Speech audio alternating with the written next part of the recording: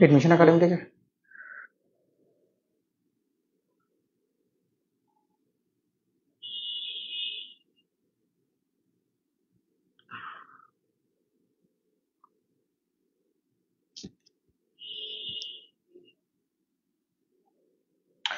পিশিকাতি, আসসালামু আলাইকুম। কেমন আছেন আপনারা? আশা করি সবাই ভালো আছেন এবং সুস্থ আছেন।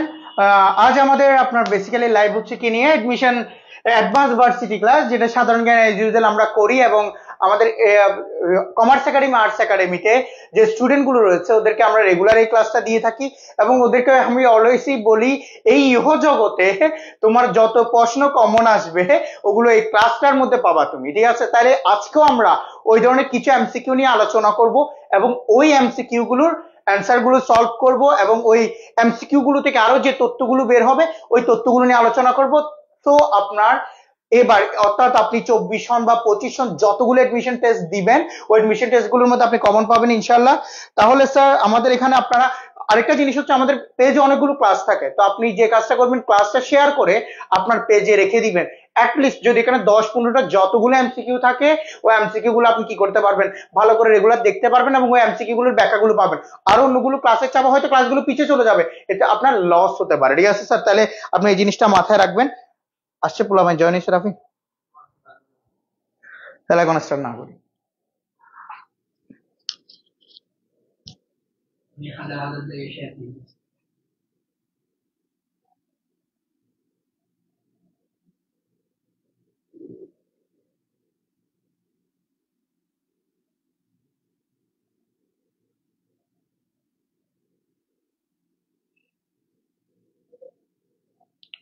কমার্স একাডেমিতে দিছো?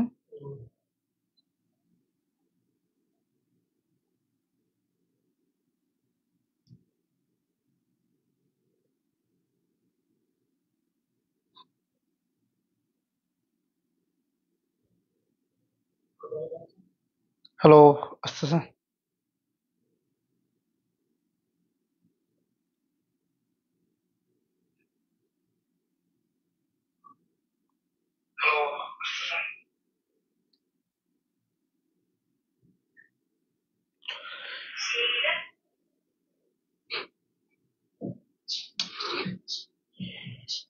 জি স্যার, সবার জন্য টপিকগুলো সবার জন্যই, আপনার সবারই পড়তে হবে, আপনার কোনো ওয়ে নেই, এগুলো জানতে হবে। ওয়ালাইকুম সালাম, ঠিক আছে। উম, ইয়াতে দিছিল কয়জন আসছে?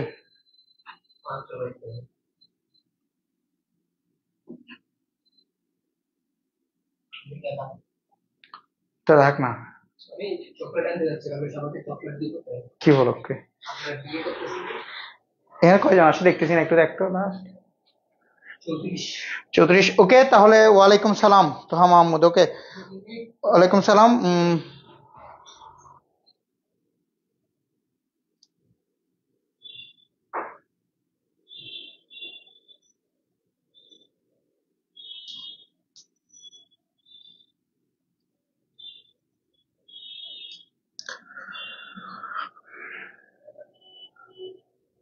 তাহলে স্যার আমরা আমাদের এর পরের পার্টগুলোতে যাই।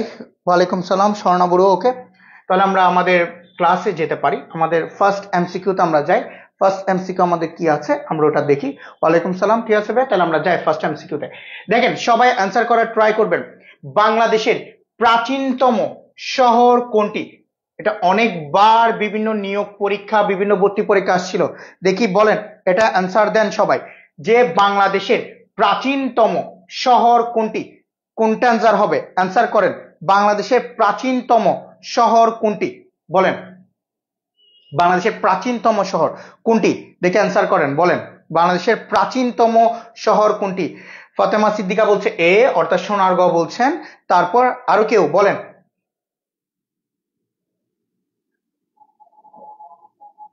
আচ্ছা, আপনার হাসিবুল হাসান বলছে তাহসিন এ, ওকে। আপনার জানাতুন আদনও বলছে ক, সবাই বলছে ক, অর্থাৎ সোনারগাঁও বলছে বাংলাদেশের প্রাচীনতম শহর। রাফায়েত হোসেন তানিমও বলছে এ, নাহিয়ান তারান্নামও বলছে ক, ওকে। বাকিরা বাকিরা আহনাফ আউসাফ বলছে এ, বলেন বলেন বলেন অ্যান্সার বলেন। সোনারগাঁও বলছে। কোন একটা ভাইরাল লোক আছে আপনার, যিনি ওই 24 বেসকে গালি দিছিল, ঠিক আছে, আমরা ওর নাম বলবো না, ঠিক আছে। ইসরাত জাহান এতক্ষণ একটা মেয়া আপনার প্রপার আনসার দিছে ডি। আরে ভাই, বাংলাদেশের প্রাচীনতম শহর সোনারগাঁও কেমনে হয়, ঠিক আছে। ইমাদউদ্দিন ফারুক বলছে এ ভাইয়া, বাংলাদেশের প্রাচীনতম শহর হচ্ছে আপনার কি পুন্ডু, প্রাচীনতম শহর হচ্ছে তোমার কি পুন্ডু। তাহলে এখানে আপনার অপশন আছে করে চারটা, সোনারগাঁও, রামপাল, বিক্রমপুর। ভাইয়া অ্যান্সার হচ্ছে আপনার পুন্ডু। বাংলাদেশের প্রাচীনতম শহর হচ্ছে আপনার কি পুন্ডু। তাহলে এতক্ষণে একটা মেয়ে শুধু সঠিক আনসার দিছে, ওটা হচ্ছে আপনার কি ডি, ইসরাত জাহান মেয়েটাও আমাদের কমার্স একাডেমি, আর্টস একাডেমি। তাহলে এর আনসার হচ্ছে কি আপনার পুন্ডু। তাইলে ভাইয়া এখানের মধ্যে যে জিনিসগুলো আরো ডিটেলস আমরা অ্যাড করতে পারি ওগুলো আমরা দেখবো। এই যে আপনার পুন্ডু বলছে, এটা বাংলাদেশের প্রাচীনতম শহর। এই পুণ্ডের রাজধানী আছে, পরীক্ষা জিজ্ঞাসা করে এই পুণ্ডের রাজধানী কি, অর্থাৎ পুণ্ডের রাজধানী কাকে বলা হয়। পুণ্ডের রাজধানী বলা হয় আপনার মহাস্থানগড়কে। পুণ্ডের রাজধানী বলা হয় আপনার মহাস্থানগড়কে। তাহলে ভাইয়া পরীক্ষার মধ্যে যদি দেয় পুণ্ডের রাজধানী কি, তাহলে ভাইয়া পুণ্ডের রাজধানী বলা হয় মহাস্থানগড়কে। এই যে আপনার পুণ্ডু আছে, এই পুণ্ডুটা আপনার কোন একটা জনপদের অংশ, কোন একটা জনপদের অংশ। ওই জনপদকে আমরা বলি ভাইয়া পুণ্ডু নগর। ওই জনপদকে আমরা বলি পুণ্ডু নগর। অর্থাৎ পুণ্ডু নগর একটা আপনার কিসের নাম, একটা জনপদের নাম। পুণ্ডু নগর একটা আপনার কিসের নাম, জনপদের নাম। তাহলে ভাই আমি আবার বলি, বাংলাদেশের প্রাচীনতম শহর কোনটি, পুণ্ডু। আর এই পুণ্ডু নগর জনপদের একটি অংশ।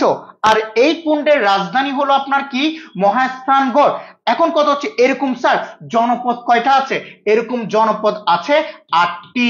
এই ধরনের জনপদ আছে কয়টা ভাইয়া, 8টা জনপদ রয়েছে। কয়টা জনপদ রয়েছে, 8টা জনপদ রয়েছে। কোন এক সময় আমরা ইনশাআল্লাহ নেক্সট ডে এই 8টা জনপদ নিয়ে একটা ক্লাস নিব আপনাদের ইনশাআল্লাহ। তবে আজকে আমরা জাস্ট এতটুকু জানি, বাংলাদেশের প্রাচীনতম শহর কোনটি, পুণ্ডু। প্রাচীনতম শহর কোনটা ভাই আপনার পুণ্ডু। আর এটা পুণ্ডু নগরের একটা অংশ, অর্থাৎ পুণ্ডু নগর জনপদের একটা অংশ। এবং এই পুণ্ডের রাজধানী বলা হয় আপনার কাকে, মহাস্থানগড়কে। মহাস্থানগড় কোন জেলায় অবস্থিত, বগুড়া জেলায় অবস্থিত। মহাস্থানগড় আপনার কোন জেলায় অবস্থিত, বগুড়া জেলায় অবস্থিত। এছাড়াও আরেকটা প্রশ্ন আসতে পারে, এই যে আপনার পুণ্ডুনগর আপনি এখানে জনপদ লিখেছেন, এই পুণ্ডুনগর জনপদের আন্ডারে কে কে ছিল। একটা আমরা অলরেডি পেয়েছি ভাই আপনার কি বগুড়া, এরপর হচ্ছে আপনার কি রাজশাহী, বগুড়া, এরপর হচ্ছে আমাদের কি রাজশাহী, এগুলো ভাই আমরা মনে রাখবো। এরপর হচ্ছে স্যার আপনার রংপুর, এরপর হচ্ছে আপনার কি রংপুর। তাহলে ভাইয়া পুণ্ডুনগর জনপদের আপনার অংশ কে কে, বগুড়া, রাজশাহী, রংপুর। আরেকটা মিসিং গিয়েছে দিনাজপুর, আরেকটা মিসিং গিয়েছে, ওটা হচ্ছে কি আপনার দিনাজপুর। আমরা একটু প্রপারলি লিখি, দিনাজপুর। তাহলে ভাই আমরা আবার একটু আপনাদেরকে ক্লিয়ার করি, ঠিক আছে। না বুঝে থাকলে ভাইয়া বলবেন। বাংলাদেশের প্রাচীনতম শহর কোনটি, পুণ্ডু। এই পুণ্ডুটা পুণ্ডুনগর জনপদের একটি অংশ। এই পুণ্ডুনগর জনপদটি আপনার এর যে পুণ্ডুনগর জনপদের আন্ডারে যে 4টি জেলা আছে, তাহলে আপনার কি বগুড়া, রাজশাহী, রংপুর এবং কি আপনার দিনাজপুর। এরপরে এই পুণ্ডুনগরটার রাজধানী হলো বা পুণ্ডের রাজধানী হলো আপনার কি মহাস্থানগড়। এই মহাস্থানগড় আপনার কোথায় অবস্থিত ভাইয়া, বগুড়াতে অবস্থিত। এবং জনপদ, বাংলার জনপদ ছিল আপনার কয়টা, 8টা জনপদে বিভক্ত ছিল। কয়টা জনপদে বিভক্ত ছিল ভাইয়া, 8টা জনপদে। বুঝছেন কিনা আমাকে কমেন্ট করে জানান স্যার। বুঝছেন, না বুঝে থাকলে বলেন, আমি আবার রিপিট করে বলবো। বুঝছেন কিনা কমেন্ট করে জানান, বুঝছেন কিনা বলেন ভাইয়া, ঠিক আছে। এটা ভাইয়া আপনারা অবশ্যই মেনশন করা দরকার ফ্রেন্ডদেরকে। এত আপনার তথ্যবহুল ক্লাস আমার মনে হয় না আপনি পাবেন, এখানের মধ্যে আপনাকে প্রপারলি ক্লিয়ার করে দেওয়া হচ্ছে। আমার মনে হয় না এত তথ্যবহুল জিনিসপত্র আপনি পাবেন, ঠিক আছে। বলেন এরপরে বুঝছেন কিনা, ক্লিয়ার হয়েছে কিনা বলেন, ঠিক আছে ভাইয়া। এরপরে বুঝছি, গুড। তাহলে ভাইয়া যারা ক্লাস করছেন একটু অ্যান্সার দেওয়ার ট্রাই করবেন। কোন জায়গায় বুঝে নেবে আপনার বলতে হবে, আপনি মেবি লেটে আসছেন। বাংলাদেশের প্রাচীনতম শহর হচ্ছে আপনার পুন্ডু। এই পুন্ডুটা পুন্ডু নগরের অধীনস্থ, এবং এই পুন্ডু নগরের রাজধানী বা পুন্ডের রাজধানী বলা হয় ভাইয়া মহাস্থানগড়কে। এই পুন্ডু নগর জনপদ, এরকম জনপদ বাংলায় আছে কয়টা? 8টা। মহাস্থানগড় কোথায় অবস্থিত? আপনার বগুড়াতে। এবং এই পুন্ডু নগরের আন্ডারে আপনার 4টা জেলা রয়েছে, বগুড়া, রাজশাহী, রংপুর এবং কি দিনাজপুর। ক্লিয়ার? ওকে, গুড। এরপরের এমসিকিউতে ভাই আমরা যেতে পারি। ওকে, আমরা এরপর এমসিকিউতে যাচ্ছি। তাহলে এটার অ্যান্সার আমাদের কি ছিল? পুন্ডু। তাহলে আমরা এরপর এমসিকিউতে আসলাম। অ্যান্সার দেন।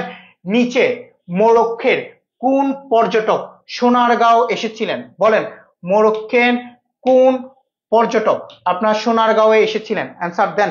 মোরক্কোর কোন পর্যটক আপনার সোনারগাঁওয়ে এসেছিলেন? বলেন, বলেন, এটা অ্যান্সার করেন। ঠিক আছে, এটা অ্যান্সার করেন। নিচে মোরক্কোর কোন পর্যটক সোনারগাঁও এসেছিলেন?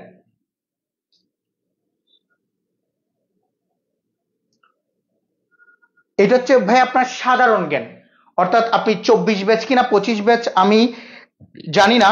ঠিক আছে, আপনি 24 ব্যাচ কিনা 25 ব্যাচ আমি জানি না, তবে আপনার সবার জন্য এটা দরকার। আপনি এখন থেকে যদি না পড়েন ভাই আপনার লাভ হবে না, কারণ আপনার থেকে এনইউ অর্থাৎ চট্টগ্রাম কলেজ, মহসিন কলেজ, যে 9টা কলেজ আছে ওগুলো আপনার এডমিশন টেস্ট দিয়ে ভর্তি হতে হবে ভাইয়া। তাহলে এগুলো জানতেই হবে। তো আপনি যে ইন্টার কমপ্লিট করার পর আপনার সময় থাকবে না ক্লিয়ার করার, এখন আপনি ক্লিয়ার করে ফেলেন, আপনার জন্য ভালো হবে।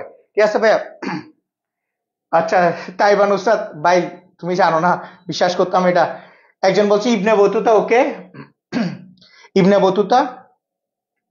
কেউ বলছে আবার মার্ক কুমলকো প্যালোকে বলছে ইবনে বতুতা, অনেকজন বলছে। গুড, হ্যাঁ অ্যান্সার করেন। ইবনে বতুতা বলছে অনেকজন। অ্যান্সার কি? বলেন বলেন বলেন। ফাহমিদা আবেদিন বলছে আপনার ইবনে বতুতা। ওকে, সৈয়দা বিনতে মমতাজা বলছে ইবনে বতুতা। এরপর আব্দুল আজিজ তামিম বলছে মোরকো পেলো। আমি কি বলছি? Ibn Battuta. আমাকে দেখা যাচ্ছে লাইভ? আচ্ছা, দেখা যাচ্ছে না। কি 32 জন গানে গানে যেটা বলছি আপনাকে বিশ্বাস তো করেন না, সেটা তুমি ওখানে শেয়ার দাও নাই, সেটা লস প্রজেক্টের জায়গা না। আচ্ছা, তাহলে ভাইয়া সমস্যা নাই, প্যারা নেই আর আপনি। তাহলে দেখেন নিচের মোরক্কোর কোন পর্যটক সোনারগাঁও এসেছিলেন? এটার অ্যান্সার হবে ভাইয়া আপনার ইবনে বতুতা। এটার অ্যান্সার হবে আপনার কি? Ibn Battuta. এটা অনেকাংশে ইজি একটা কোশ্চেন, তবে এটা অনেকবার পরীক্ষা আসছে। তাহলে পরীক্ষার প্রশ্নটা এভাবেও আসতে পারে আপনার ইবনে বতুতা। ঠিক আছে, ইবনে বতুতা আপনার কোন দেশের নাগরিক ছিলেন? মরক্কোর আপনার নাগরিক ছিলেন। আর ইবনে বতুতা হচ্ছে আপনার কি একজন পরিব্রাজক, অর্থাৎ আমরা পর্যটক বলি। ঠিক আছে, তাহলে সে মরক্কো থেকে এসেছিল এবং সে একজন সুন্নি মুসলিম ছিল, সুন্নি মুসলিম পরিব্রাজক ছিল কে? আপনার ইবনে বতুতা।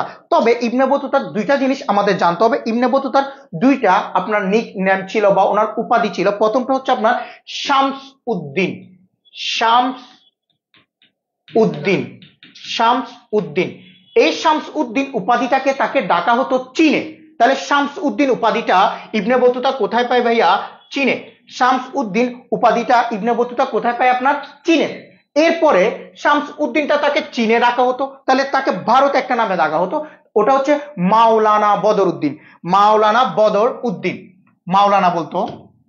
ওকে, আমরা একটু লিখি, মাওলানা বদর উদ্দিন, বদর উদ্দিন। তাহলে ভাই এটা ভারতীয় উপমহাদেশে ডাকো, তো আমরা ভারত লিখে রাখি।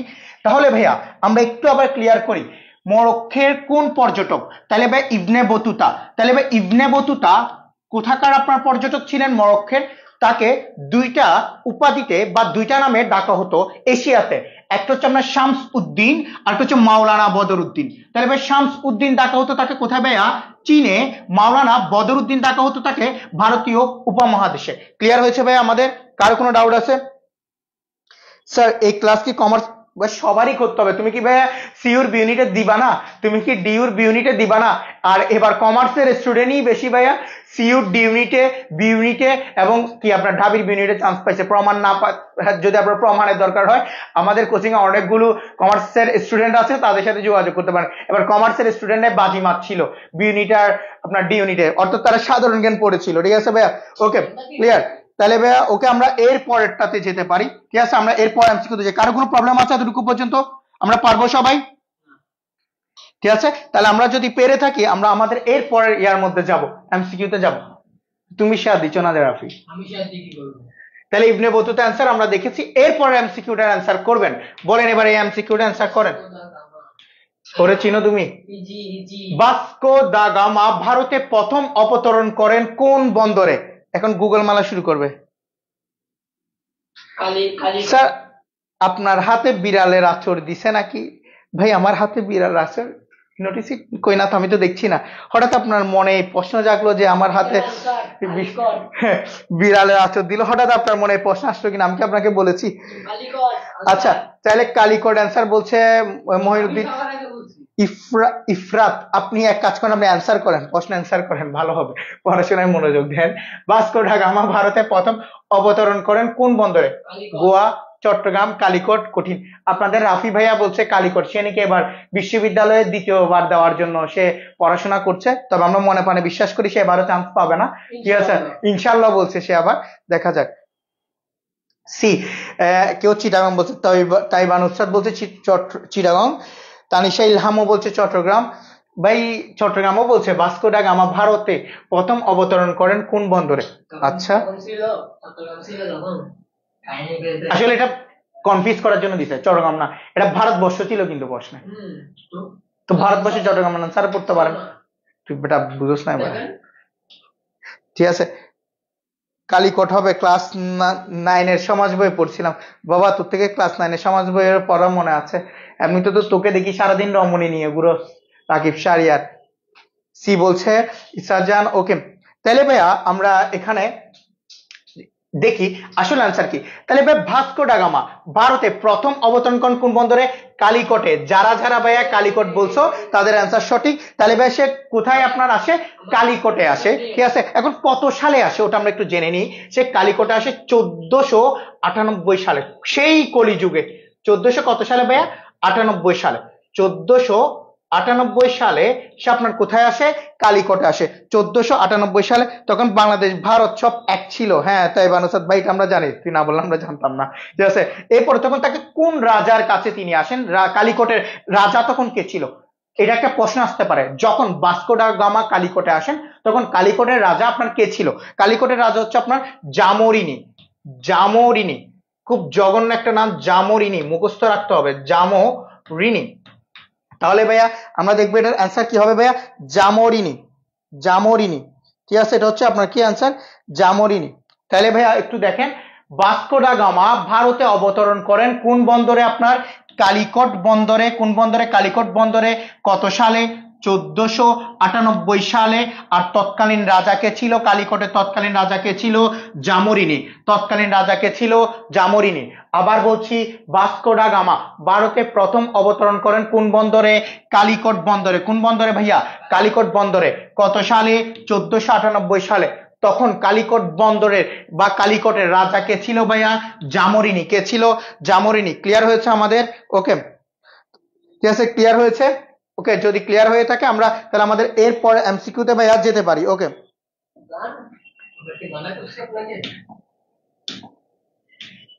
কালিকট। ওকে এরপরটা এই এমসিকিউটা ভাইয়া তোমাদের পারা দরকার। বলো, মোদের গৌরব মোদের আশা আমরি বাংলা ভাষা গানটি রচিতা কে? এটা অ্যান্সার করে। হ্যাঁ তোমাদের রাফি ভাইয়া হঠাৎ করে খুব মেধাবী হয়ে গেছে, সে আপনার অ্যান্সার দেওয়া শুরু করছে পরপর সবকিছুর। এটার অ্যান্সার কি হতে পারে? মোদের গৌরব মোদের আশা আমরি বাংলা ভাষা, এটার অ্যান্সার কি হতে পারে বলেন?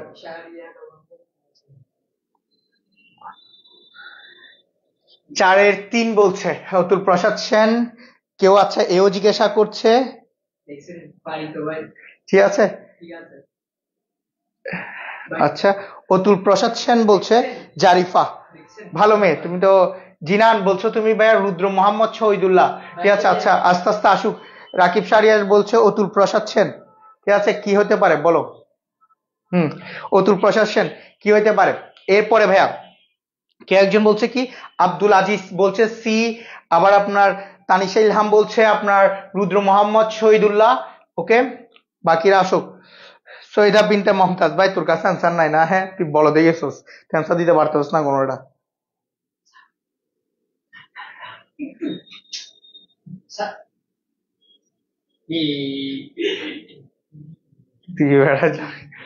এরপরে তাহলে অ্যান্সার সবার কি দেওয়া শেষ? এবার আমরা বলবো অ্যান্সার কোনটা। তাহলে এটা হচ্ছে যে আপনার অতুল প্রসাদ সেন। আচ্ছা এখানে অ্যান্সার আসছে আপনার, এটা হচ্ছে কি ভাই আপনার অতুল প্রসাদ সেন। তাহলে আমরা একটু ক্লিয়ার করি, মোদের গৌরব মোদের আশা আমরি বাংলা ভাষা এরকম একটা গানও আছে। আর ভাই এটা হচ্ছে আপনার কি অ্যান্সার অতুল প্রসাদ সেন, এটার অ্যান্সার হবে ভাই কি আপনার অতুল প্রসাদ সেন, ঠিক আছে। যারা সি অ্যান্সার দিয়েছে ওদেরটা হয়েছে অতুল প্রসাদ সেন। দেখি আমাকে একটা বলতে পারবেন যে অতুল প্রসাদ সেন যেহেতু আসছে এটার সাথে রিলেট করে আমরা আরেকটা প্রশ্ন জানতে চাই, আপনাদেরকে প্রশ্ন করে খুব সুন্দর করে শুনবেন। এই যে আপনার এগুলো আপনার কাকে নিয়ে লিখছে? আমাদের ভাষা আন্দোলন নিয়ে লিখেছে। তাহলে আমাদের ভাষা আন্দোলন নিয়ে একটা প্রশ্ন সব সময় আসে, ওই প্রশ্নটা হচ্ছে কি ভাষা আন্দোলনের একটা আপনার নাটক রচনা হয়েছিল, ওই নাটকটার নাম হচ্ছে কবর। দেখি বলেন এই কবর নাটকটি, তাহলে ভাষা আন্দোলনের একটা ভাষা আন্দোলনের সময় একটা আপনার নাটক বের হয়েছিল, নাটক মনে রাখতে হবে ওটা কি নাটক, নাটকটার নাম হচ্ছে ভাইয়া কবর। এই কবর নাটকটি কে তৈরি রেডি করেছেন বা আপনার এটার আপনার রচয়িতা, এটার রচয়িতাকে দেখি এই প্রশ্নের অ্যান্সারটা দেন। আরেকটা এমসিকিউ শিখে ফেলি আমরা একসাথে। ভাষা আন্দোলন নিয়ে যেহেতু বলেছে তাহলে একটু সবাই অ্যান্সার করেন। তাইবান উস্তাদ বলছে জসিমউদ্দিন, দেখি বলেন ভাষা আন্দোলন একটা নাটক নিয়ে আমরা বলেছি, ভাষা আন্দোলনের একটা নাটক ওটা হচ্ছে কবর, এটা কে রচনা করেন? খুবই ইম্পর্টেন্ট, আমি এমসিকিউ এটা দিতে চেয়েছিলাম তবে দুইটা এমসিকিউ বাজে দেখাচ্ছে ওই জন্য আমি এটা দিয়েছি। বলেন পল্লী জারিফা বলছে পল্লী কবি জসিমউদ্দিন, রাকিব শাহরিয়ার বলছে পল্লী কবি জসিমউদ্দিন, ঠিক আছে। মনে রাখবেন ভাষা আন্দোলনের নিয়ে যে কবর নাটকটা, ভাষা আন্দোলন নিয়ে যে কবরটা দেখছোস, এই যে যারা তোরা জসিমউদ্দিন বলছস, যারা ভর্তি পরীক্ষা দিতে যাবি সবাই জসিমউদ্দিন ডাক দিয়ে আসবে, অর্থাৎ সবাই মাইনাস মার্ক। অর্থাৎ কবর নিয়ে উনি যেটা লিখেছিল, কবর নিয়ে জসিমউদ্দিন যেটা লিখেছিল ওনার আত্মীয় স্বজনের কবর নিয়ে, ডালিম গাছের তলে তোর কবর, ওটা একটা কবিতা ছিল, ওটা নাটক ছিল না। তুই মেমোরাইজ কর, ওটা কবিতা ছিল, ওটা নাটক ছিল না ভাইয়া। এই কবর নিয়ে যিনি লিখেছেন ওটা হচ্ছে ভাইয়া মুনির চৌধুরী, লিখে রাখো কোথাও মুনির চৌধুরী, অথবা আজকে এমসিকিউটা দেখে জীবন আর ভুলবা না, মুনির চৌধুরী, মুনির চৌধুরী, আজীবন মনে রাখবা মুনির চৌধুরী, চৌধুরী এটা হচ্ছে কি ভাইয়া মুনির চৌধুরী। তাহলে ভাই ভাষা আন্দোলনের যে নাটকটা, ঠিক আছে, ওটা কবিতা ছিল, ঠিক আছে, এটা হচ্ছে মুনির চৌধুরী, ঠিক আছে। এটার অ্যান্সার ভাই কি হবে মুনির চৌধুরী। ভাই তাহলে আমরা পারবো নাটকটা, তাহলে ওটা ডালিম গাছের একটা কবিতা, এটা ভাষা আন্দোলনের যে নাটকটা আপনার কবর, ওটা ভাষা আন্দোলন নিয়ে যে কবর নাটকটা ওটা লিখেছে মুনির চৌধুরী, ঠিক আছে। এটা হচ্ছে আপনার কি মুনির চৌধুরী। পারবো ভাই আমরা? জসিমউদ্দিন যারা বলছো তাহলে ওটা কি আপনার ভুল বলছেন, ঠিক আছে। গুড গুড, জিনান রাও ভালো একটা অ্যান্সার দিছো, ঠিক আছে। এটা হচ্ছে আপনার কি মুনির চৌধুরী, এটার অ্যান্সার কি হবে ভাইয়া মুনির চৌধুরী। তাহলে আমরা পারবো, ক্লিয়ার হয়েছে। নসিন নাওয়ার না ভাইয়া, এটা আপনার কি হবে মুনির চৌধুরী হবে। তাহলে আমরা বুঝতে পেরেছি, এটা পেরেছি, ওকে। তাহলে আমরা এর পরের এমসিকিউ তে যাব, ঠিক আছে, ওকে ক্লিয়ার। কতক্ষণ হয়েছে রাফি? এইটা ভাইয়া দেখি অ্যান্সার দাও, গুগল করা ছাড়া অ্যান্সার দাও। ঢাবির প্রথম সমাবর্তন কত সালে? ঢাবির প্রথম সমাবর্তন কত সালে অনুষ্ঠিত হয় বলেন? শেখ কামাল এটার চর্চা করতো, বাহ বাহ বাহ ভাই মাস চলে আসছো না, গুড বয়, ঠিক আছে। দেখি এটা বলেন ঢাবির প্রথম সমাবর্তন কত সালে অনুষ্ঠিত হয় বলেন, অ্যান্সার করেন।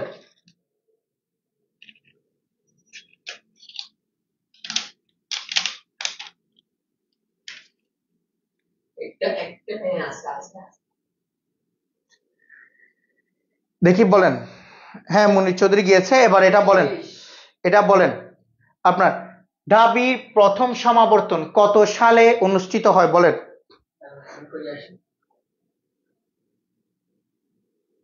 বলেন এটা কত হবে অ্যান্সার বলেন, কত সালে এটা বলেন, চিন্তা করে বলেন, খুব ইম্পর্টেন্ট প্রশ্ন, ঢাবির জন্য ভাই বেশি ইম্পর্টেন্ট এই প্রশ্নটা, ঢাবির জন্য বেশি ইম্পর্টেন্ট। রাফি বলছে ওয়াও, রাফি পড়াশোনা করছে। জিনান রাও বলছে কোনোটি নয়, ওকে। তারপর রাফি বলছে ভাই 1923, রাফি কমেন্ট করছে। জিনান রাও ভাই তুই আরেকটাতে গেছিস 1921, আচ্ছা তুমি 1921 বলছো। জয়া নাহা কে বলেন 4 বলছে কোনোটি নয়, ওকে। গুগল থেকে মেরে মেরে বলতেছে আর কি, গুগল এটা হচ্ছে প্রথম প্রস্তাবিত। বলবো আমি, তুই বলিস না এখন। Sorry, okay sir, sorry. ঠিক আছে,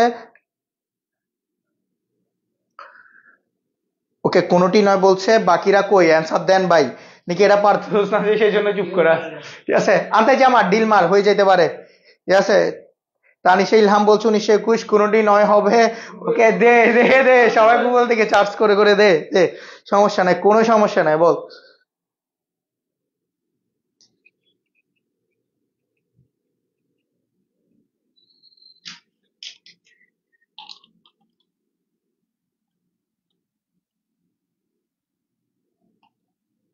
ঠিক আছে, জিনান রাও বলছে আবার 1923। ওকে, বাকিরা কই?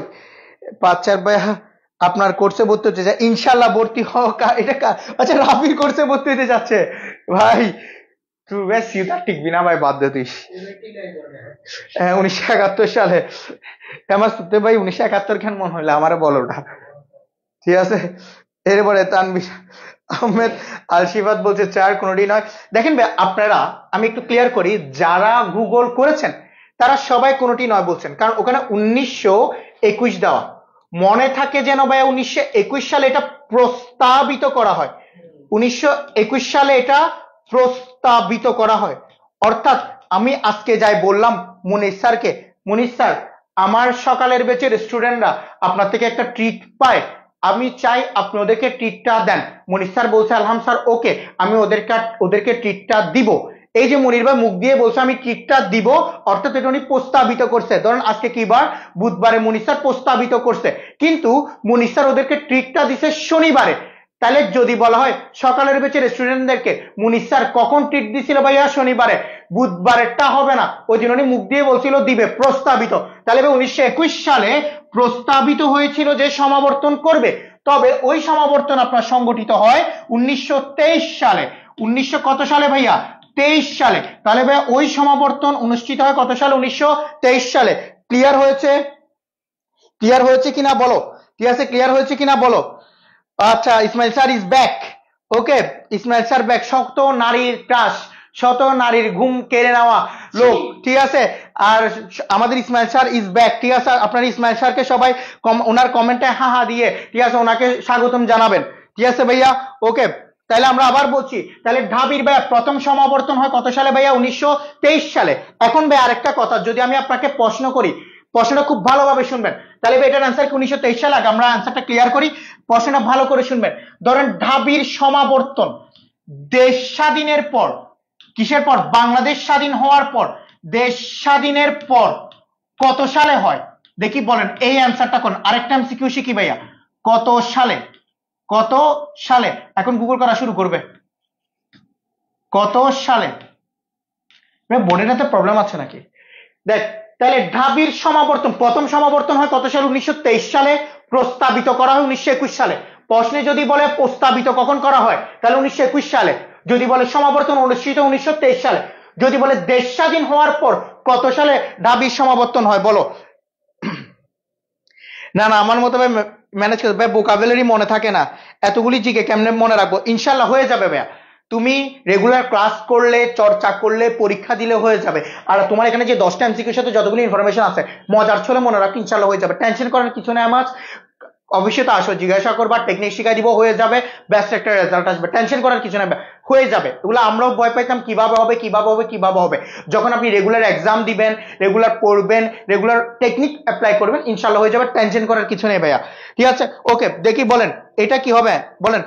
কে বলছে 80 দশকে, সলিড সাল লাগবে। যাও, তোমাদের জন্য আমি অপশন দিয়ে দিই, 1997, 1998, 1999, 2000, বা কোনোটি নয় দিয়ে দাও, কোনোটি নয় দিয়ে দিই, এখানেও দিই আমরা কোনোটি নয়, কোনোটি নয়। দেখি বলেন এটার অ্যান্সার দেওয়ার ট্রাই করেন, কোনোটি নয়, এটার অ্যান্সার দেওয়ার ট্রাই করেন। তাহলে ঢাবি সমাবর্তন দেশ স্বাধীন হওয়ার পরে কখন আপনার অনুষ্ঠিত হয়? তাই বা নুসরাত বলছে 1999, ইয়েস স্যার। রাফি বলছে 1975। এই বেটা তুই কাপ যাও না, ঠিক আছে। ঢাবির প্রথম সমাবর্তন দেশ স্বাধীনের পর কখন অনুষ্ঠিত হয় বলেন। ঠিক আছে, স্বাধীনতার পর প্রথম অনুষ্ঠিত হয়। 3 নম্বর জয়া নাহা বলছে আপনার 1999। ওকে, বাকিরা কই? বাকিরা কই? বাকিরা কই? নাকি পারছো না? ঠিক আছে ভাই, 1900, ঠিক আছে, গুড। বেটার অ্যান্সার হচ্ছে 1999, 18ই ডিসেম্বর। 1999 এর আপনার কত? 18ই ডিসেম্বর আপনার কি করা হয়, এটা দেওয়া হয়। স্যার ক্লাসে বলছিলাম, হ্যাঁ 1999, গুড, ক্লাসে বলছিলাম। ঠিক আছে, তাহলে 1999, 18ই ডিসেম্বর, যেন মনে থাকবে 1999 সালের কত? 18ই ডিসেম্বর। তাহলে এবার আমরা পারবো, ক্লিয়ার হয়েছে? ওকে, তাহলে এবার আমরা এর পরের এমসিকিউতে যেতে পারি। দেখি বলেন, এবার এটা অ্যান্সার করেন। এটার অ্যান্সার একদম ইজি, কিন্তু বিভিন্ন ভর্তি পরীক্ষা আসছে, কিন্তু কেন আসছে ভাই আমি এখনো জানি না। এটা ভাই অ্যান্সার করেন, এটা আপনাদের জানা দরকার। বলেন, বাংলাদেশের প্রথম ইন্টারনেট সার্চ ইঞ্জিন। ঠিক আছে, বাংলাদেশের ইন্টারনেট প্রথম সার্চ ইঞ্জিন পিপিলিকা। জারিফা আরিফা বলছে পিপিলিকা। ওকে, 6-3 বলছে বাকিরা কই? অ্যান্সার করো, বাংলাদেশের প্রথম ইন্টারনেট সার্চ ইঞ্জিন কই? ইসমাইল স্যার, প্রেম করার টিপস কোশ্চেন, অথচ আপনি বলছেন যে প্রেমের রাজ্যের সম্রাট। আপনি নাকি, রাফি বলছে আপনি নাকি 4-5টা নিয়ে ঘুরছেন। ওকে, জারিন সরকার বলছে 3। ওকে, বাকিরা কই? ঠিক আছে, সি। ওকে, সাবিনা ইয়াসমিন রিয়া বলছে সি, জিনান রাও বলছে সি। নসিন নাওর ভাই 1997, 1999 চলে গেছে গা ভাই। হ্যাঁ, শীটে লিখে দিয়েছিলাম পিপিলিকা। দেখছেন আমাদের একাডেমিতে, সুজাগত ভাই, আমাদের কমার্স একাডেমি, আর্টস একাডেমিতে যারা রেগুলার ভার্সিটি অ্যাডভান্স ক্লাস করে তাদের জিকে নিয়ে টেনশন করতে হয় না।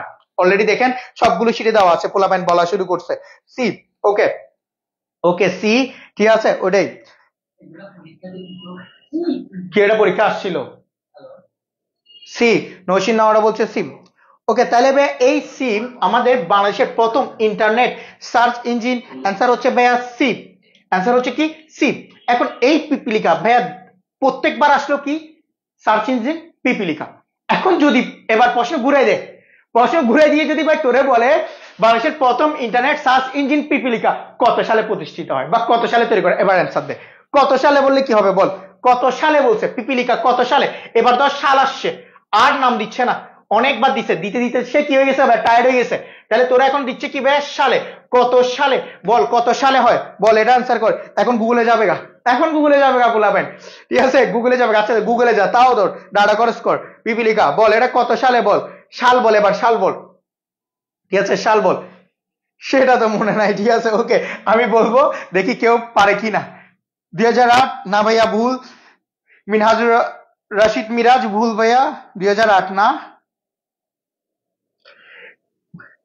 পেমেটিস না দিলে বলে ইসমাইল স্যারকে কমেন্ট করে পেমেটিস দিয়ে দেয় রাফি। 2008 বলছে না, 2013 খুঁজে বলছিস না? হ্যাঁ, ফাহমিদ আবেদিন, ঠিক আছে ভাইয়া, গো এবার বলো, সাল, সাল বলো। 2004 না। মশিউর রহমান 4 না, জানি না ভাই। ওকে, তাহলে ভাই জানি না, তার জানি না বলে দে। Rafi 2000, Munis sir is back. Sir ভুলে গেছি, মুনিস স্যার গুগল করে ফেলেন। স্যার পিপিলিকা হচ্ছে স্যার 2013 সালে। 2000 কত সালে ভাইয়া? 13 সালে। তাহলে ভাইয়া সার্চ ইঞ্জিন কত সালে প্রতিষ্ঠা হয়? 2013 সালে। এখন ভাই কত হচ্ছে? এইখানে আরো একটা সার্চ ইঞ্জিন আছে, আরো একটা সার্চ ইঞ্জিন আছে। তাহলে ভাইয়া যদি বাংলাদেশের প্রথম ইন্টারনেট সার্চ ইঞ্জিন বলে তাহলে পিপিলিকা, যদি বাংলাদেশের ভাই দ্বিতীয় সার্চ ইঞ্জিন বলে, ওটা তো এখন পরীক্ষা আসেন, ওটা আসতে পারে। তাহলে ভাই বাংলাদেশের দ্বিতীয় সার্চ ইঞ্জিন হচ্ছে ভাইয়া চরকি। মনে রাখো ভাই, বাংলাদেশের দ্বিতীয় সার্চ ইঞ্জিন হচ্ছে কি? চরকি। আমি আবার বলি, বাংলাদেশের প্রথম সার্চ ইঞ্জিন পিপিলিকা 2013 সালে, বাংলাদেশের দ্বিতীয় সার্চ ইঞ্জিন চরকি। এটা কত সালে ভাইয়া? এটা কত সালে? এটা হচ্ছে ভাইয়া আপনার 2015 সালে। দেখছেন, একটা এমসিকিউ দিয়ে 4টা ডিল মারছি, একটা এমসিকিউ দিয়ে ভাই 4টা ডিল মারছি। ঠিক আছে ভাই, একটু আবার দেখি আমরা, বাংলাদেশের প্রথম ইন্টারনেট সার্চ ইঞ্জিন কোনটা ভাইয়া? পিপিলিকা। কত সালে হয়? 2013 সালে হয়। এরপরে ভাই বাংলাদেশের দ্বিতীয় সার্চ ইঞ্জিন আপনার কোনটা? চরকি। দ্বিতীয় সার্চ ইঞ্জিন কোনটা আপনার? চরকি। কত সালে হয়? 2015 সালে হয়। কত সালে হয়? 2015 সালে।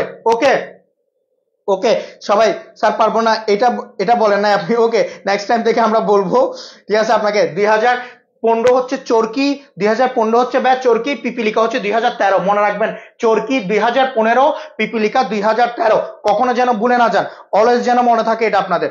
ওকে, ঠিক আছে ভাই, তাহলে আমরা এরপর এমসিকিউতে যাই।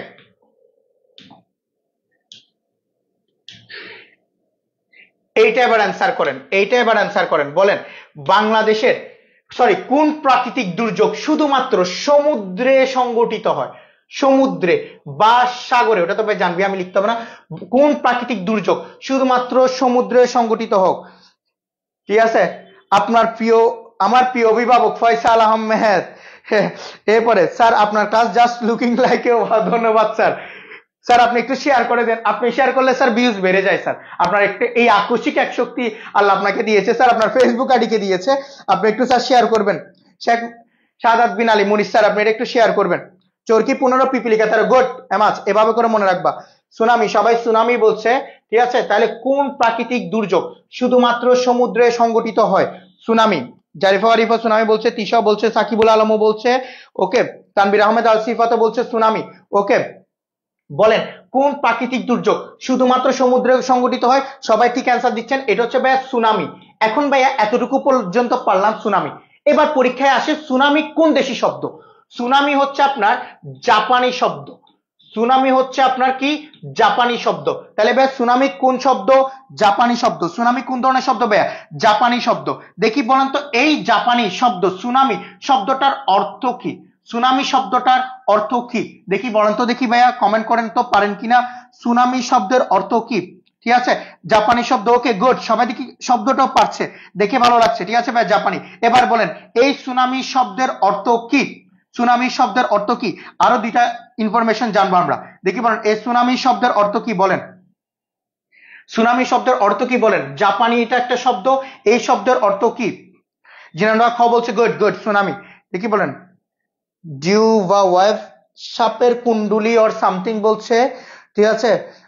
জারিফা ভাই আমি ইংলিশ পারি না ভাই, তুই একটু ওয়েভ বলছো, আচ্ছা ঢেউ বা ওয়েভ বলছো, ঠিক আছে, হ্যাঁ বুঝছি, ঢেউ বা ওয়েভ বলছে, তবে একটু কাছাকাছি গিয়েছে, একটু ক্লিয়ার করেন।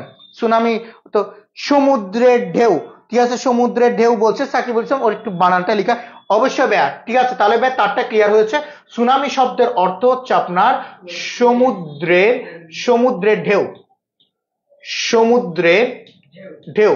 তাহলে ভাই এটা শব্দের অর্থ হচ্ছে আপনার কি? সমুদ্রের ঢেউ, সমুদ্রের ঢেউ। তাহলে ভাই সুনামি শব্দের অর্থ কি আপনার? সমুদ্রের ঢেউ, ঠিক আছে। বা তরঙ্গ, ওটা ভাই এমনিতে একটা ভূমিকম্পন জনিত ঢেউ, সার্চ, তবে ভাই এটা পরীক্ষায় এভাবে আসছিল সমুদ্রের ঢেউ, এভাবে করে মাঝে মনে রাখবা সমুদ্রের ঢেউ। তাহলে আমরা মনে রাখি প্রাকৃতিক দুর্যোগ শুধুমাত্র সমুদ্রে সংঘটিত হয় কোনটা? সুনামি। সুনামি হচ্ছে কি? জাপানি শব্দ, আর এটা শব্দের অর্থ ঢেউ। এখন ভাই প্রশ্ন হচ্ছে সুনামি লাস্ট কখন, সুনামি আপনার লাস্ট কখন সংঘটিত হয়? অনেক বছর আগে ভাই, তাহলে আপনার 2004 সালে, 2004 সালে, 2004 সালে ভারত মহাসাগরে, ভারত মহাসাগরে, খুব ইম্পর্টেন্ট একটা ইনফরমেশন মনে রাখবেন, খুব ইম্পর্টেন্ট একটা ইনফরমেশন। তাহলে সুনামি সর্বশেষ পৃথিবীতে সুনামি সংঘটিত হয় 2004 সালে ভারত মহাসাগরে। ইন্দোনেশিয়ায় জঘন্য প্রকার একটি প্রকোপ আমরা দেখেছি, খুবই এটি আপনার ভারত মহাসাগরে খুবই আপনার জঘন্য একটা ঝামেলা ক্রিয়েট করে 2004 সালে আপনার অনেকজনের জন্ম হয় না, ঠিক আছে। 2004 সালে তারিখ ওটা এক্স্যাক্টলি তোমার মনে নেই, এটা দেখিনি। তাহলে 2004 সালে আপনার ভারত মহাসাগরে এটা কি হয় ভাইয়া? সংঘটিত হয়, ঠিক আছে, ওটা সুনামি ছিল ওটাই। তাহলে ভাইয়া আপনার ভারত 2004 সালে ভারত মহাসাগরে সুনামি আপনার কি সংঘটিত হয়? সর্বশেষ সুনামিটা তখনই ভাই এগুলো সুনামির নামকরণ করা হয়, যে সমুদ্রের যেহেতু ঢেউ উঠছে ওটার নাম ভাইয়া কি বলা হয়? আপনার সুনামি। আর ভাই ওটাকে বিভিন্ন দেশে বিভিন্ন নামে ডাকা হয়, ফয়সালের উদ্দেশ্যে বলছি। তবে ভাই এটাকে আপনার সুনামি বলেই আপনার ওই তখন আপনার প্রচার করা হয়েছিল যে একটা সুনামি দেখা দেয় ভারত মহাসাগরে, অনেকগুলো দেশকে লন্ডভন্ড করছে, ঠিক আছে। তখন ওটা কত? 2004 সালে ভারত মহাসাগরে হয়। বা জাপানে তো ওদিক দিয়ে সামান্যতম, তবে সবচেয়ে বেশি ছিল বা ইন্দোনেশিয়াতে প্রকট ছিল, ইন্দোনেশিয়া সবচেয়ে বেশি প্রকট ছিল এটার, ওকে। ঠিক আছে ভাই, তাহলে ভাই আমরা পারবো, ওকে। তাহলে ভাই এটা কোথায়? ইন্দোনেশিয়া সবচেয়ে বেশি প্রকট ছিল। তাহলে ভাই আমরা এর পরের এমসিকিউতে যাব। তাহলে ভাই এটা হচ্ছে কি আপনার সুনামি, এরপর এমসিকিউতে যাব। এবার বলেন এইটা ভাইয়া জোস একটা এমসিকিউ, বলেন এটার অ্যান্সার করেন। ইলামতি কি একটি চলচ্চিত্র, একটি উপন্যাস, এক ধরনের আম, নাকি এক ধরনের ধান? বলেন, এটা খুবই জোস একটা এমসিকিউ, এটা ক্লিয়ার করেন, বলেন।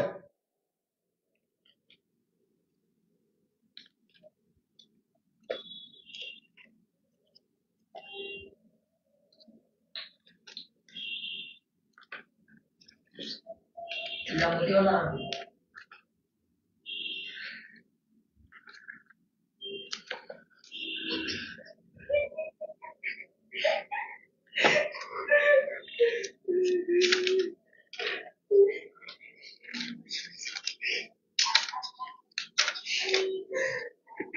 ঠিক আছে, কেউ চলচ্চিত্র বলছে, কেউ ডি বলছে এক ধরনের ধান, ঠিক আছে, উপন্যাস বলছে, কেউ আম বলছে, ঠিক আছে, ম্যাঙ্গো বলছে, অনেকজন আসতেছে তো। আম আম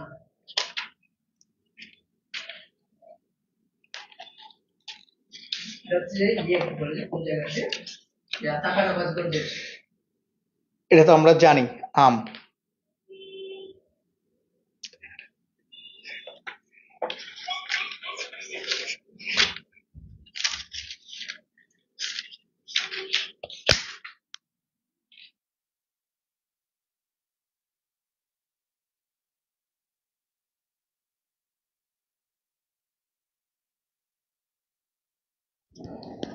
তাহলে ভাইয়া উন্নত মানের ভয়ঙ্কর ভালো তো দিল, এ বেটা ভয়ঙ্কর ডেঙ্গাদেরকে বেটা ঝামেলা ঝামেলা করতেছিস কেন?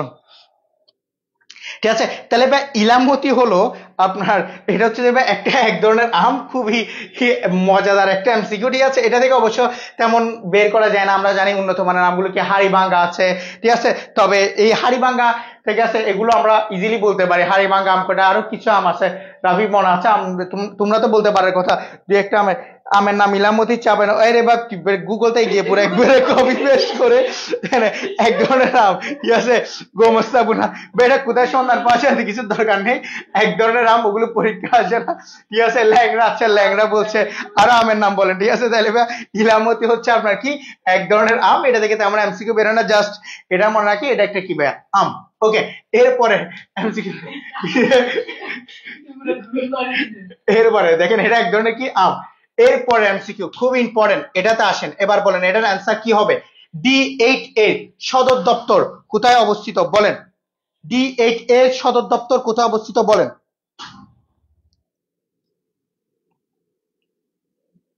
ইস্তানবুল, ঠিক আছে না? D8 এর সদর দপ্তর কোথায় অবস্থিত বলেন? ইস্তানবুলে। ঠিক আছে, এটা অ্যান্সার বলেন। কেউ বলছে ডি জেনেভা, ওকে। ডি এর সদর দপ্তর কোথায় অবস্থিত বলেন? ইস্তানবুল।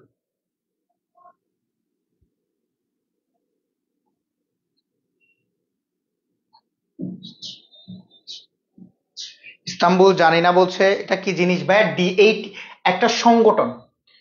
ভালো একটা প্রশ্ন করছে স্যার, এটা কি? এটা একটা সংগঠন, ওর কাজ হচ্ছে আপনার অর্থ শিল্প নিয়ে কথা বলা, অর্থ এবং আপনার শিল্প নিয়ে, আর্থসামাজিক বলি আমরা, আর্থসামাজিক বলি, আর্থসামাজিক নিয়ে কথা বলা, আর্থসামাজিক, এখানে আপনার কিছু মুসলিম কান্ট্রি আছে, আর্থসামাজিক ব্যাপার নিয়ে কথা বলে, এটা একটা সংগঠন আর্থসামাজিক। D8 মানে 8টি দেশ আছে, 8টি দেশ আছে এখানে, 8টি দেশ আছে, ঠিক আছে। তাহলে আর্থসামাজিক, ওদের কথা হচ্ছে সংঘাতের পরিবর্তে সংলাপ, ওদের মতো হচ্ছে সংঘাতের পরিবর্তে সংলাপ।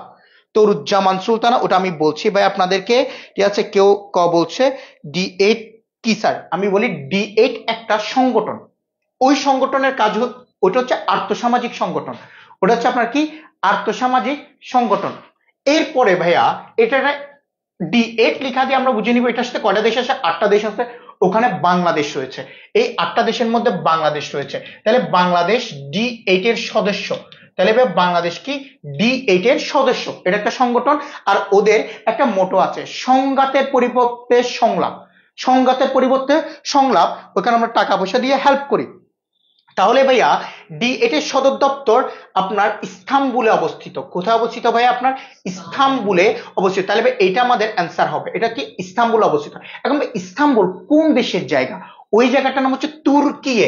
আমরা ভাই একটু, যেহেতু এটা আমরা জানি না, আমরা এটা শেখার ট্রাই করবো। Turkiye, Turkiye. তাহলে ভাইয়া D8 একটা সংগঠন, এই সংগঠনের আন্ডারে 8টা দেশ আছে, আমরা কোন এক সময় D8 টা ডিটেলস পড়বো, ঠিক আছে। আর D8 আপনার বাংলাদেশ আছে, আর সংগঠন আর্থসামাজিক সংগঠন, ওর কাজ হচ্ছে আপনার কি আপনার সংঘাতের পরিবর্তে সংলাপ। আর সবচেয়ে বেশি ইম্পর্টেন্ট যে এখানে এসে একজন কমেন্ট করেছে মশিউর রহমান, D8 কেন মনে রাখতে হবে? কারণ D8 এর আপনার যিনি প্রধান আছে, D8 এর যিনি প্রধান, তুর্কি না ভাইয়া, তুর্কিয়ে, তুর্কিয়ে, তুর্কিয়ে, D8 এর যিনি প্রধান আছে অর্থাৎ বর্তমান চেয়ারম্যান, D8 এর বর্তমান যিনি চেয়ারম্যান আছে, তিনি হচ্ছে ভাইয়া আমাদের বর্তমান প্রধানমন্ত্রী মমতা মহিমা শেখ হাসিনা, ঠিক আছে, আমাদের বর্তমান প্রধানমন্ত্রী কে ভাইয়া? শেখ হাসিনা। ঠিক আছে, তাহলে ভাইয়া বর্তমান প্রধানমন্ত্রীকে আমাদের প্রধানমন্ত্রীকে শেখ হাসিনা, তাহলে তাহলে বর্তমান চেয়ারম্যান, তাহলে ভাই D8 এর বর্তমান চেয়ারম্যান কে?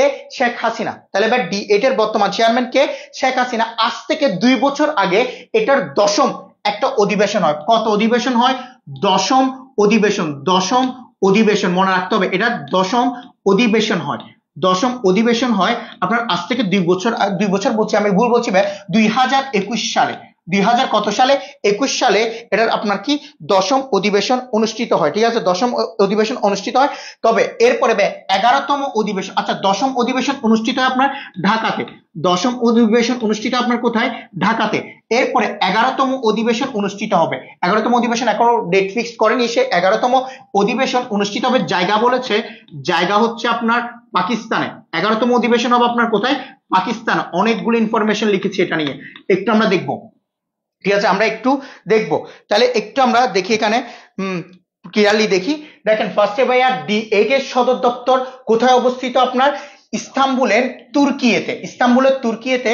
আর D8 এর একটা সদস্য দেশ হচ্ছে আপনার কি? বাংলাদেশ। ঠিক আছে, আর এই সংগঠনটার কাজ হচ্ছে ভাইয়া আর্থসামাজিক সংগঠন, এটা আর্থসামাজিক সংগঠন। এবং এই আর্থসামাজিক সংগঠনের একটা মোটো আছে, সংঘাতের পরিবর্তে সংলাপ, সংঘাতের পরিবর্তে সংলাপ। এবং এই D8 এর বর্তমান চেয়ারম্যান হচ্ছে আমাদের বর্তমান প্রধানমন্ত্রী শেখ হাসিনা। এবং এটা দশম অধিবেশন অনুষ্ঠিত হয় আপনার কোথায়? 2021 সালে ঢাকাতে। এবং 11তম অধিবেশন আপনার গঠিত হবে আপনার কোথায়? 11তম অধিবেশন আপনার গঠিত হবে পাকিস্তানে। ঠিক আছে, আর এটার প্রথম সম্মেলন অনুষ্ঠিত হয় বা তখনই এটা অনুষ্ঠিত হয়, যে কেউ একজন এখানে প্রশ্ন করেছে আপনার কত সালে? এটা হচ্ছে 1997 সালে। এটা হচ্ছে আপনার কত? 1997 সালে। তাহলে আপনার প্রথম অধিবেশন, প্রথম অধিবেশন হচ্ছে কত? 1997 সালে, তখনই এটা কি হয় আপনার সংগঠিত হয়। তাহলে ভাই কত? 1997 সালে তখন এটা কি হয় আপনার অনুষ্ঠিত হয়। বুঝাতে পারছি ভাইয়া? কত সালে তৈরি হয় স্যার? 1997 সালে। ঠিক আছে, আমরা পারবো। D8 বলছে তুমি শেখ হাসিনা। ঠিক আছে, 8টি দেশ নিয়ে গঠিত, তুর্কি আর ইস্তাম্বুল অবস্থিত। গুড, তুর্কি। ঠিক আছে, তুর্কির কোথায় অবস্থিত? আপনার ইস্তাম্বুল অবস্থিত। তাহলে আমরা পারবো। আর এটার সম্মেলন আপনার কত বছর অন্তর অনুষ্ঠিত হয়? আপনার 2 বছর অন্তর অন্তর অনুষ্ঠিত হয়। এবার এবার মেবি আপনার যেহেতু 2 বছর চলে গিয়েছে, 21 হয়েছিল, এবার একটু লেট হচ্ছে। ঠিক আছে, বিভিন্ন জিনিসপত্রের কারণে। ঠিক আছে ভাই, তাহলে আমরা পারবো। বুঝেছি? কারো কোনো ডাউট আছে? এখানে খুব বেশি ইনফরমেশন বলেছে। D8 নিয়ে বলতে গেলে আপনাকে পুরো ডিটেলস আমি বলেই দিয়েছি।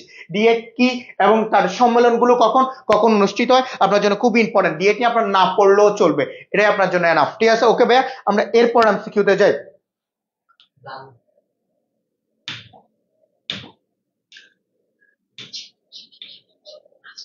এইবার ভাইয়া এটা আমাদের লাস্ট এমসিকিউ, এটা একটা আমরা আনসার করব। নিচের কোনটি আরব লীগের সদস্য নয়? বলেন, নিচের কোনটি আরব লীগের সদস্য নয়? কমেন্ট করো। তুর্কি, তুর্কি ভাই, এটা তুর্কি না। ঠিক আছে, তুরস্ক না, এটা তুর্কি। তুর্কি তো আপনার অন্য জিনিসটাকে তুর্কিয়ে বলবেন। ঠিক আছে, এটা তুর্কি হচ্ছে তুরস্কের জাতিদেরকে তুর্কি বলে, এটাকে আপনি তুর্কিয়ে বলবেন। ঠিক আছে, জারিন সরকার বলছে ডি। ভাই সব সুদান বলা শুরু করছে নিচের কোনটি। আমরা স্লাইড বানানোর সময় বলতেছিলাম সবাই আপনারা সুদান অ্যান্সার দিবে। ঠিক আছে, নিচের কোনটি আরব লীগের সদস্য নয়? বলেন। জারিফা রিফা বলছে আপনার সুদান। এরপরে ভাই সাবিনা ইয়াসমিনও বলছে ডি। ফাহমিদা আবেদিন বলছে ইরান। ওকে, বলেন অ্যান্সার করেন কি হবে?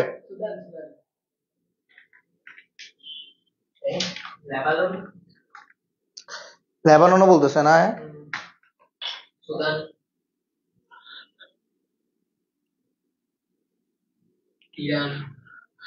ইরান বলছে। ঠিক আছে, অনেকজনে লেবাননও বলছে। ওকে, সব অ্যান্সার করতে থাকেন।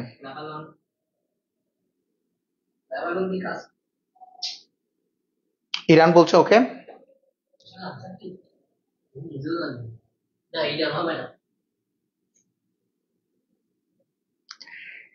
ঠিক আছে ভাই, তাহলে আমরা অ্যান্সারে যাই এবং আমরা ক্লিয়ার করি। নিচের আপনার কোনটি আরব লীগের আপনার সদস্য নয়? আরব লীগের ভাইয়া সদস্য নয় হচ্ছে ইরান। আরব লীগের ভাইয়া সদস্য নয় হচ্ছে কি আপনার সরি, আরব লীগের সদস্য নয় হচ্ছে আপনার কে? ইরান। তাইলে ভাইয়া আরব লীগের সদস্য নয় কি ইরান? পরীক্ষা এরকমও প্রশ্ন আসে, মধ্যপ্রাচ্যের কোন দেশটি আপনার আরব লীগের সদস্য নয় হচ্ছে কি ইরান। এখন কথা হচ্ছে আরব লীগের সদস্য বর্তমানে কয়টা ভাইয়া? 22টি। কয়টি ভাইয়া? 22টি। মনে রাখবো, আরব লীগের বর্তমান সদস্য হচ্ছে ভাইয়া কয়টা? 22টা। আরব লীগের বর্তমান সদস্য হচ্ছে as you said, হ্যাঁ হ্যাঁ, মোহাম্মদ আরশাদ সামির আপনিও বলেছিলেন যে পোলাপান, আমিও বলেছিলাম সুধান বলবে অ্যান্সার বারবার। ওইটাই। তাহলে ভাই নিচের কোনটি আরব লীগের সদস্য নয়? ওটা হচ্ছে ভাই ইরান। আরেকটা জিনিস আমরা ক্লিয়ার করি এখানে, আর আপনার 22টি ছিল আপনার আরব বর্তমানে সদস্য, আরব লীগের বর্তমান সদস্য হচ্ছে ভাই কয়টা?